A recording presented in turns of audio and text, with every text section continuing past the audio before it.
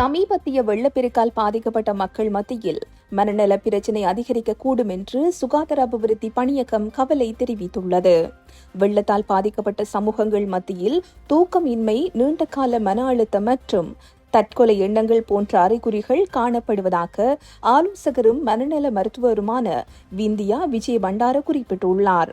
இந்த அனர்த்தத்தின் போது ஏற்பட்ட அதிர்ச்சி மற்றும் நிச்சயமற்ற தன்மையின் விளைவாக பதட்டம், மனச்சோர்வு மற்றும் பிந்தைய மன உளைச்சல், சீர்கேடு போன்ற நிலைகள் அதிகரிக்க வாய்ப்புள்ளது என்று அவர் எச்சரித்துள்ளார். இதற்கு பதிலளிக்கும் விதமாக பாதிக்கப்பட்ட மாவட்டங்களில் உள்ள வைத்தியசாலைகளுக்கு உள்ள சமூக ஆதரவு மற்றும் ஆலோசனை வழங்குவதற்காக மனநல குழுக்களை சுகாதார அமைச்சு அனுப்பி வைத்துள்ளது. பேரிடர் நிவாரணத்தின் அடுத்த கட்டமானது உணவு மற்றும் தங்குமிடத்திற்கு அப்பால் உயிர் பிழைத்தவர்களுக்கு நீண்ட கால மனநல பராமரிப்பின் முக்கியத்துவத்தை வலியுறுத்த வேண்டும் என்று அதிகாரிகள் சுட்டிக்காட்டியுள்ளனர்.